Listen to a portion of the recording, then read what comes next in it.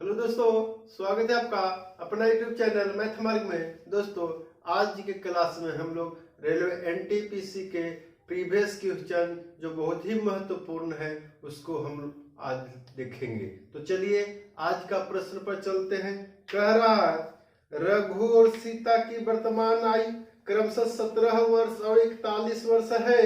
5 साल पहले रघु की आयु सीता की आयु की खाली जगह थी। देखिए रघु और सीता का उम्र दे दिया है, वर्तमान उम्र। देखिए यहां लिख लेंगे R फॉर रघु हो गया और S फॉर सीता हो गया। तो वर्तमान उम्र दिया हुआ है, रघु का दिया है 17 वर्ष और सीता का दिया है 41 वर्ष है ना। यह 41 वर्ष लिख लिए सीता का, है ना।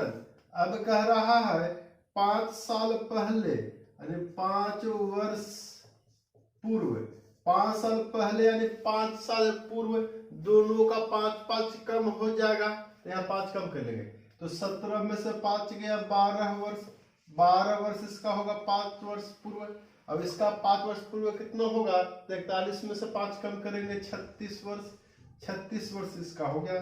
कह रहा है रघु की आयु सीता की आयु कितनी थी। तो देखिए रघु की आयु को काटेंगे तो 12 तिया 36, 1:3 है। तो यह जो है रघु सीता से 1/3 है यानी 1/3 हुआ तो ये कितना होगा 1/3 हो जाएगा। 1/3 आंसर हो जाएगा। ऑप्शन में देखेंगे ऑप्शन नंबर डी। अगला प्रश्न की ओर चलते हैं। कह रहा है 5 पुरुष एक काम को पूरा करने के लिए 20 दिन लेते हैं। वे दिन में 8 घंटे काम करते हैं। 8 पुरुष एक दिन में 7 घंटे काम करते हैं तो वे कितने दिन में काम को पूरा कर सकते हैं। तो MDH फार्मूला हम लोग जानते हैं, उसी पर इसको फिट कर देंगे। तो कह रहा 5 पुरुष है ना, यह 20 दिन में 8 घंटा प्रत्येक दिन काम करता है तो काम करता है यानी पूरा काम एक होगा। ठीक है। अब आगे क्या कह रहा है कि 8 पुरुष यदि काम करेगा और प्रत्येक दिन 7 घंटा काम करेगा तब कितना दिन लेगा तो T दिन लेगा, है ना। एक काम हो गया। अब इसी को हम हल करेंगे तो देखिए 8 से 8 ही कट गया, है ना। और यहाँ काट देंगे तो नहीं अब कट रहा है तो हो गया 20 25 100 होगा। इधर हो गया 7T हो गया, इसलिए T बराबर 100/7 दिन हो जाएगा। यानी वह जो है 8 दिन में वह 8 व्यक्ति 7 घंटा रोज काम करेगा तो उसको 100/7 दिन का समय लगेगा। ऑप्शन नंबर सी।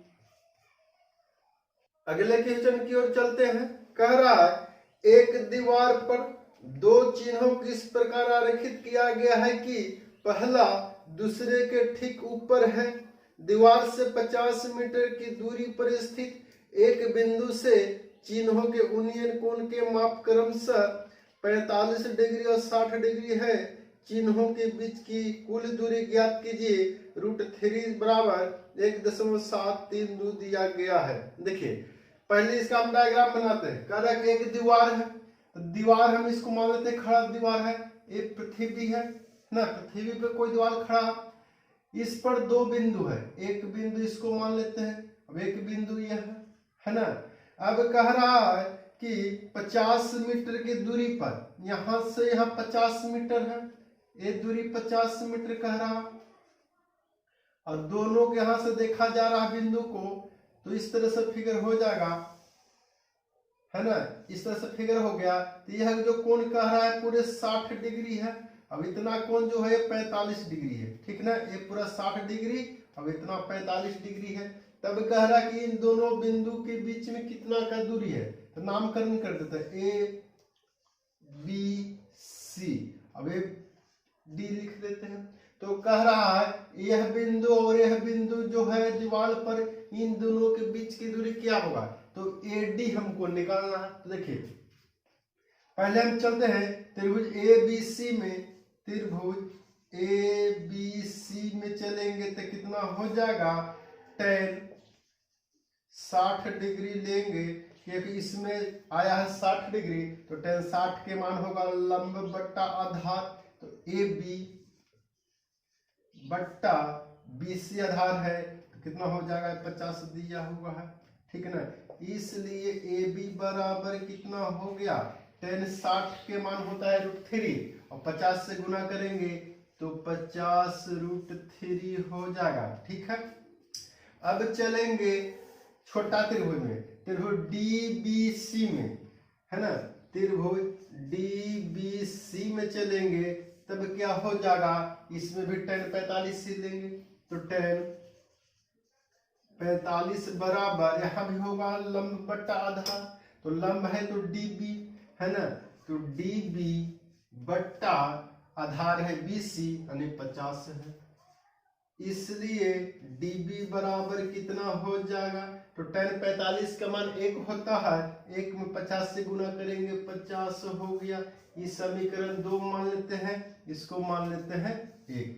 हमको कहा है इन दोनों बिंदु के बीच की दूरी क्या है, यानी AD निकालना है, तो देखिए ये हम लिख लेते हैं AD बराबर क्या हो जाएगा, तो AD जो होगा AB में से DB घटा देंगे, है ना, तो हो जाएगा AB माइनस DB। देखिए AB कितना है, AB आया है 50 √3, तो हम लिखेंगे 50 √3 माइनस DB 50 है, तो 50 लिख लेंगे। देखिए 50 यदि हम कॉमन लेंगे तो कितना होगा, 50 कॉमन ले ले तो √3 माइनस 1, और देखिए 50 गुना √3 का मान 1.732 होता है ना, यहाँ मान दिया हुआ है 1.732 माइनस 1 कर देंगे तो कितना हो गया, 50 गुना 0.732 घटा देंगे तक, अब गुना कर दीजिए, 1 0 तो 1 0 यहाँ आएगा, 5 दूनी 10, 5 तिया 15 16, 7 5 35 हो जाए 36, इतना हो गया गुना करने पर। तो 3 अंक के बाद दशमलव बैठाएंगे, 1 2 3, यहाँ दशमलव हो गया यानी 36.6, है ना, मात्रक मीटर में है तो मीटर आंसर हो जाएगा, यानी इन दोनों बिंदुओं के बीच की दूरी हो गया 36.6 मीटर। ऑप्शन में देखेंगे ऑप्शन नंबर सी।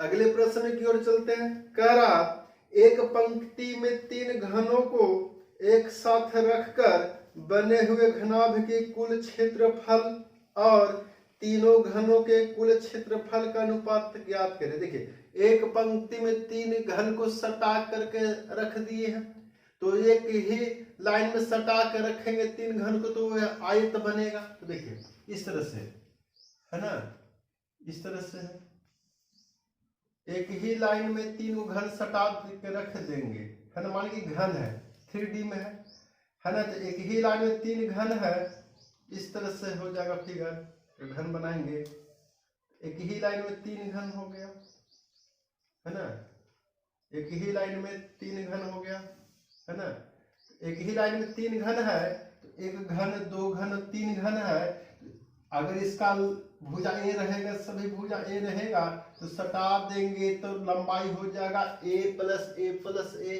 और इसका लंबाई हो जाएगा 3a, ऊंचाई तो इसका a ही रह जाएगा और चौड़ाई भी a ही रह जाएगा। तो कह रहा है कि जब सटा के रखेंगे तो जो घनाभ बनेगा उसका कुल क्षेत्रफल और तीनों घनों के कुल क्षेत्रफल का अनुपात क्या होगा। तो देखिए तो घनाभ के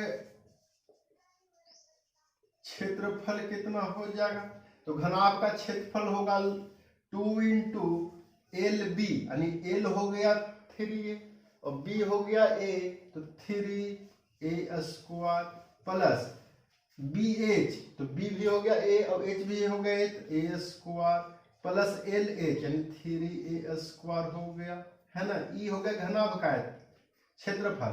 अब देखिए घन रहेगा तो घन का क्षेत्रफल होता है 6a स्क्वायर, क्योंकि 6 सतह होता है, प्रत्येक है a भुजा तो a स्क्वायर, तो 6 सतह है तो 6a स्क्वायर हो जाएगा, और ऐसा ऐसा 3 गो है तो 6a स्क्वायर में 3 से गुना कर देंगे, है ना। इसको हल करिए, 3 4 और 3 7, 7a स्क्वायर और 2 से गुणा करेंगे तो 14a² हो गया घनाभ का, है ना। अब इसका करेंगे तो 6 × 18a² हो गया, है ना। 18a² हो गया, a² से a² कट गया, 14 का आधा 7 हो जाएगा और 18 का आधा 9 होगा। दोनों में रेशियो देखेंगे 7:9 हो जाएगा, ऑप्शन नंबर सी। इसको हम इस तरह से भी सोच सकते हैं। देखिए क्या करना है, अगर 3 गो घन है तो एक गो घन का पृष्ठीय क्षेत्रफल तो 6a², तो तीनों अलग अलग रहेगा तो 6 × 18a² हो जाएगा। देखिए इस तरह से 18a² हो गया, है ना। देखिए 3 को हम सटाएंगे तो पहिलका का एक गो सतह छिप जाएगा और बीच में जो रहेगा उसका 2 गो सतह छिपेगा और लास्ट वाला के एक गो सतह छिप जाएगा। तो कुल कै गो सतह छिपा, इसमें एक गो छिपा, इसमें एक सतह छिप गया, इसमें इधर का भी सतह उधर का भी सतह छिप गया, यानी इसमें 2 सतह छिप गया और इसमें जो है यहाँ का एक सतह छिप गया, यानी 1 2 3 और 1 4 सतह छिप गया। क्योंकि सटा के रखा हुआ है, एक सतह का क्षेत्रफल a², तो 4 गो छिप गया तो कितना होगा, 4a² छिप गया, यानी वो दिखाई नहीं देगा, तो इसका कितना बच जाएगा। कुल तो 18 है, 18 में 4 गो छिप गया तो बच गया 14 गो। बस यही आंसर हो गया। इस तरह से भी निकाल सकते हैं, a² कट गया, वही हो गया 7:9, आंसर हो गया वही सी। अगले प्रश्न की ओर चलते हैं। कह रहा एक परीक्षा में 51% छात्र अंग्रेजी में अनुत्तीर्ण होते हैं और 45% गणित में अनुत्तीर्ण रहते हैं, यदि 21% छात्र दोनों विषयों में अनुत्तीर्ण रहते हैं और केवल 169 छात्र परीक्षा में उत्तीर्ण होते हैं, तो परीक्षा में उपस्थित हुए छात्रों की कुल संख्या कितनी है। देखिए पहले इसका हम डायग्राम यदि बनाते हैं इस तरह से, तो कह रहा है 51% अंग्रेजी में, अंग्रेजी में 51% है, 51% फेल किया, अनुत्तीर्ण का मतलब फेल। और कह रहा है 45% गणित में, है ना, 45% ये भी अनुत्तीर्ण है, यानी फेल है 45%। और दोनों में फेल कहाँ, 21%, दोनों में 21% फेल ही है, यानी फेल की चर्चा किया है। और पास की संख्या दिया है 169, यानी पास कितना किया है, 169 जो है पास किया है। तो देखिए एक सूत्र याद रखेंगे कि टोटल फेल बराबर कैसे होता है, टोटल फेल का प्रतिशत निकालना है तो fail plus fail minus fail कर देंगे, यानी फेल में फेल जोड़ देना है, एक फेल घटा देना है ना। दूसरा सूत्र पास वाला यदि रहेगा आएगा प्रश्न तो ऐसे लिख लेंगे, पास प्लस पास माइनस पास कर देंगे, यानी पास पास जोड़ के माइनस पास कर देंगे। तो वही बात कहा कि फेल फेल और फेल, यानी यह फेल और यह फेल जोड़ के इस फेल को घटा देंगे तो हमको कुल फेल निकल जाएगा। तो कुल फेल बराबर कितना हुआ, तो फेल है 51 प्लस फेल है 45 माइनस फेल है 21, इतना हल कर देंगे हम, कुल फेल का प्रतिशत आ जाएगा। देखिए 5 1 6, 6 में से 1 गया 5, है ना, 5 4 9, 9 में से 2 गया 7, यानी 75% जो है फेल कर गया, यानी 75% विद्यार्थी फेल कर गया। तो पास कितना किया होगा, यहाँ पास की संख्या मालूम है तो हम पास निकालेंगे, तो कुल विद्यार्थी होता है 100, तो पास हो गया 25%, क्योंकि 75% फेल तो पास 25%, तो 25% के मान दे दिया है 169 दिया है ना। इसलिए 100%, क्योंकि कुल विद्यार्थी होता है 100, तो 100% का मान कितना हो जाएगा, 169 बट्टा 25 गुना 100 कर देंगे, है ना। 25 चौके 100, 4 बार में गुना कर दे, 4 9 36 और 16 चौके 64 है, 65 66 67, 676 छात्र जो होंगे कक्षा में कुल होंगे, तो ऑप्शन में देखेंगे ऑप्शन नंबर ए। अगला प्रश्न की ओर चलते हैं। कह रहा है योगेश ने 10% की हानि पर अपनी घड़ी बेची, अगर वह इसे 135 रुपया में बेचता तो 8% का लाभ प्राप्त होता। घड़ी का विक्रय मूल्य ज्ञात कीजिए। प्रश्न कह रहा है योगेश जो है 10% की हानि पर एक घड़ी बेचा है, अगर इसे 135 में बेचता तो 8% का लाभ होता, तो घड़ी का विक्रय मूल्य ज्ञात करें। देखिए यहाँ पर कह रहा कि 135 में बेचा जा रहा है, तब कह रहा कि 8% का लाभ हो रहा है, तो यह क्या विक्रय मूल्य है ना, तो क्रय मूल्य निकाल लेते हैं। तो क्रय मूल्य निकालेंगे, 8% लाभ हो रहा है तो क्रय मूल्य उल्टा गुना कर देंगे तो 100/108 हो जाएगा। यह हो गया क्रय मूल्य। फिर कह रहा है कि 10% की हानि पर इसका विक्रय मूल्य पूछ रहा है, तो 10% हानि पर विक्रय मूल्य कितना हो जाएगा, तो 90% में बिकेगा, तो 90/100 कर देंगे, है ना। इसको काट देंगे, 100 से 100 ही कट गया, है ना। और काटेंगे तो 9 से काटेंगे 9 दहा के 90, और 9 से काटेंगे 12 9 78 से, है ना, 12 बार में। और काटते हैं 10 का आधा 5, 12 का आधा 6, 5 3 8 9, 3 से कट जाएगा, 3 दूनी 6, 3 चौके 12 और 3 पच्चे 15, यानी कितना हो गया 45 गुने 5/2। इस तरह का होगा दशमलव में आंसर। ऑप्शन में इस तरह का नहीं दिया है, तो देखिए प्रश्न को थोड़ा सा सुधार करना होगा। प्रश्न को थोड़ा सा सुधार करना होगा, प्रश्न में थोड़ा लिखने में गलती किया।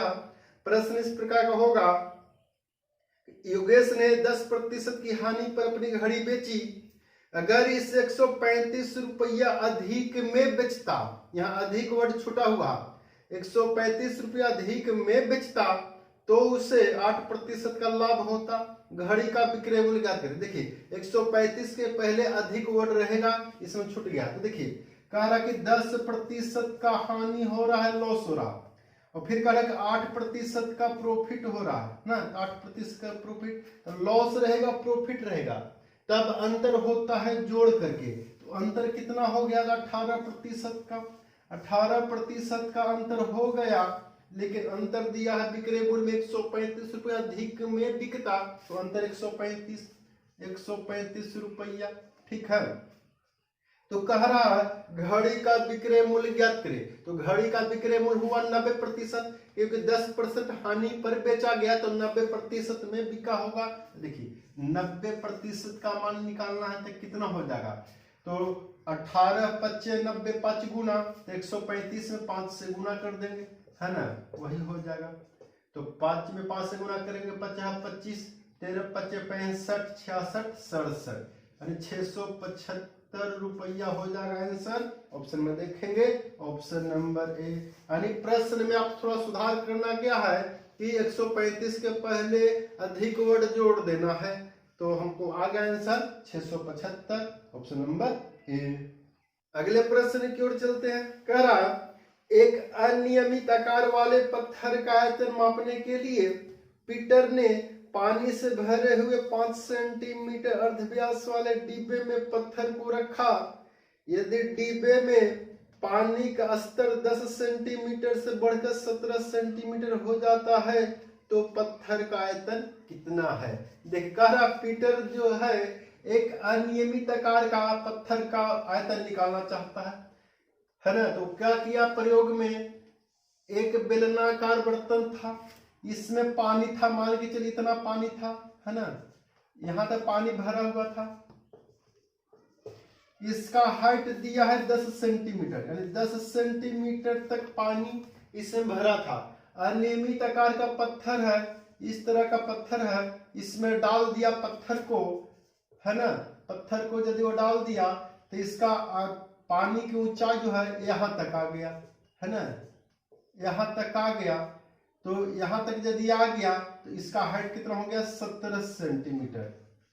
लेकिन इसका जो अर्धव्यास यानी त्रिज्या होता है, त्रिज्या के बारे में कहा कि 5 सेंटीमीटर है, 5 सेंटीमीटर है, तब कह रहा है कि पत्थर का आयतन कितना होगा। तो देखिए पत्थर जब पानी में हम डालेंगे तो पानी का स्तर उतना ही ऊपर जाएगा, यानी पानी का आयतन उतना ही बढ़ेगा जितना कि उस पत्थर का आयतन होगा, यानी जो पानी का आयतन होगा वही पत्थर का आयतन होगा। इस तरह से निकालेंगे। पानी कितना ऊपर बढ़ा, तो पात्र है बेलनाकार, तो बेलन का आयतन होता है पाई आर स्क्वायर एच, है ना। तो पाई आर स्क्वायर एच होता है बेलन का आयतन, इसे बैठा देंगे। ध्यान देखिए पाई के मान 22/7 होता है, आर दिया है 5 सेंटीमीटर, तो 5 गुने 5 गुना एच, एच कितना हुआ, तो पहले था पानी 10 सेंटीमीटर तक, यहाँ तक पानी था, पत्थर को डाले तो यहाँ तक चला गया, यानी 7 बढ़ गया, तो ऊंचाई हो गया 7, 7 से 7 कट गया। अब गुना करेंगे, 5 में 5 से गुना करेंगे 25, 25 में 22 से गुना करेंगे, तो 25 दूनी 50 के 0 हासिल 5, 25 दूनी 50 और 5 55, यानी इतना सेंटीमीटर क्यूब हो जाएगा आयतन, यानी पत्थर का आयतन कितना हो गया 550 सेंटीमीटर क्यूब। ऑप्शन में देखेंगे ऑप्शन नंबर बी। अगले प्रश्न की ओर चलते हैं। कह रहा है एक समान चाल से गति करता हुआ एक ट्रक 245 मीटर की दूरी 50 सेकेंड में तय करता है, ट्रक की गति ज्ञात कीजिए। ट्रक की गति निकालना है। देखिए दूरी कितना है, तो दूरी दिया है 245 मीटर, है ना। समय कितना दिया है, तो समय दिया है 50 सेकंड दिया है। तो कह रहा है कि गति ज्ञात करें। ट्रक गति यानी चाल, गति निकालना है, गति यानी चाल होता है, तो क्या फॉर्मूला होता है, दूरी बटा समय होगा। तो दूरी हमको मालूम है 245 मीटर और समय कितना मालूम 50 सेकंड, है ना, 50 सेकंड। तो 5 से काटेंगे 10 बार में कट जाएगा, और 5 से काटेंगे तो 5 के 20, 5 9 45, तो 49/10, यानी एक 0 देख रहा था, एक अंक के बाद 10 बढ़ जाएगा, तो 4.9 मीटर प्रति सेकंड आंसर हो जाएगा। यानी ट्रक की स्पीड होगा 4.9 मीटर प्रति सेकंड। Option number D. चलिए अगले प्रश्न की ओर चलते हैं। करा त्रिभुज की 3 भुजाओं की लंबाई 15 सेंटीमीटर, 36 सेंटीमीटर और 39 सेंटीमीटर है। त्रिभुज की भुजाओं के मध्य बिंदुओं को जोड़कर इसके भीतर एक छोटा त्रिभुज बनाया गया है। छोटे त्रिभुज का क्षेत्रफल खाली जगह सेंटीमीटर स्क्वायर होगा। देखिए एक त्रिभुज है ना, इस तरह का त्रिभुज बना लेंगे। त्रिभुज के भुजा की लंबाई दे दिया 15 है, अब एक 36 है, एक अब एक 39 दिया है ना, 39 सेंटीमीटर है। इसके मध्य बिंदु को मिला दिया गया है। मध्य बिंदु को मिलाने से जो त्रिभुज बन रहा बीच में, इसका क्षेत्रफल कितना होगा, यानी बीच में जो त्रिभुज दिख रहा है इसका क्षेत्रफल निकालना है। अगर नाम कर देते हैं ए बी सी और डी ई एफ, है ना, तो त्रिभुज डी ई एफ का क्षेत्रफल कितना होगा। तो देखिए किसी भी त्रिभुज में एक फॉर्मूला यहां लिख लेंगे, किसी त्रिभुज के तीनों भुजाओं के मध्य बिंदु को मिलाने से 4 बराबर क्षेत्रफल वाले त्रिभुज में बट जाता है ना, बट जाता है।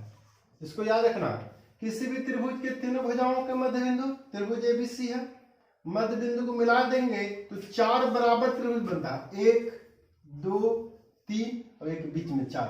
ये 4 को त्रिभुज बनेगा और चारों त्रिभुज का क्षेत्रफल आपस में बराबर होगा, है ना।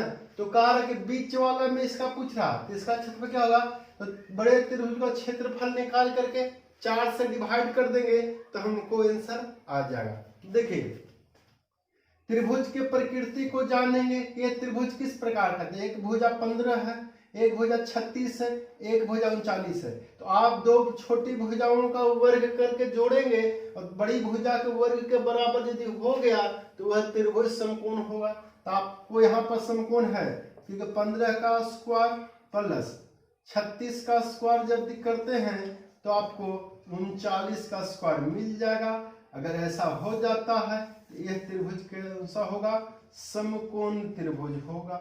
और समकोण त्रिभुज होगा यानी जो बड़ी भुजा होता है वो कर्ण होता है, और कर्ण के सामने का कोण 90 डिग्री होगा, यानी यह 90 डिग्री होगा। ठीक है, तो त्रिभुज का क्षेत्रफल निकालेंगे तो हमको लिखेंगे DEF, त्रिभुज DEF का क्षेत्रफल बीच वाला का निकालना है तो कितना होगा, बड़ा वाला से चौथाई होगा तो 1/4 गुना बड़ा वाला कितना होगा, तो समकोण त्रिभुज का क्षेत्रफल होता है 1/2 गुना आधार, आधार हो जाएगा 15, तो ऊंचाई हो जाएगा 36, है ना, क्योंकि 90 डिग्री के जो सटे होता है भुजा उसी में से एक आधार होता है, उसी में से एक लंब होता है। तो काट देंगे, 4 से काटेंगे, 4 9 36, 9 बार में, है ना, तो कितना हो गया 15 9 135 बट्टा में 2 कर देंगे, इतना सेंटीमीटर स्क्वायर हो जाएगा,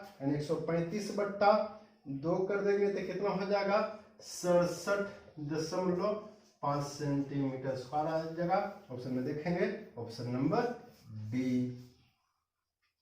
अगले प्रश्न की ओर चलते हैं। कह रहा पाइप ए और पाइप बी एक टैंक को क्रमशः 4 और 16 घंटे में भर सकते हैं, दोनों मिलकर टैंक को कितने घंटों में भर सकते हैं। ये तो बहुत ही आसान है ना। पाइप ए कह रहा है यह 4 घंटा में भर देगा, और पाइप बी जो है यह 16 घंटा में भर देगा। तब दोनों मिल करके पूछा, तो दोनों मिल के फार्मूला होता है ए गुना बी बट्टा ए प्लस बी कर देना, यही फार्मूला होता है। ए है 4, बी है 16 बटा ए प्लस बी करेंगे तो 16 4 20, यही आंसर हो जाएगा, है ना। 4 5 20 यानी 16/5 घंटा आंसर हो जाएगा। ऑप्शन देखेंगे ऑप्शन नंबर डी। अगला प्रश्न की ओर चलते हैं। कह रहा है लड़कों के एक स्कूल में प्रत्येक 15 छात्रों के लिए 2 शौचालयों की आवश्यकता है।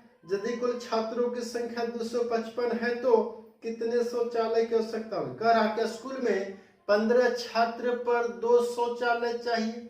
तो कह रहा कि छात्र की संख्या 255 है तो विद्यालय में स्कूल में कुल कितने शौचालय चाहिए। देखिए 15 पर 2 चाहिए तो देखिए कुल शौचालय कितना हो जाएगा, कुल शौचालय की संख्या हो जाएगा 255 विद्यार्थी है, 15 से भागा कर देंगे और प्रत्येक के लिए 2 चाहिए तो 2 से गुना कर देंगे। इतना शौचालय चाहिए तो 5 से काटेंगे, 5 तिया 15, 5 25, 5 इकाई 5, 3 से काटेंगे 17, है ना, यानी 17 दूनी 34 शौचालय आंसर हो जाएगा। यानी विद्यालय में 34 शौचालय की आवश्यकता है। Option number D.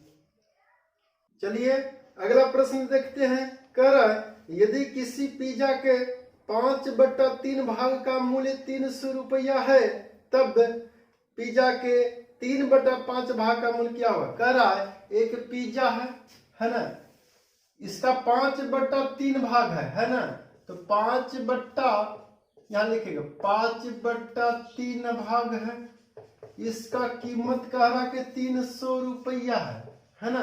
तो कह रहा कि 3/5 का भाग का मान कितना होगा। देखिए एक भाग का कीमत कितना हो जाएगा, तो 300/5 और 3 चला जाएगा ऊपर, है ना, इतना रुपया हो जाएगा। तो कह रहा है 3/5 भाग का कीमत कितना होगा।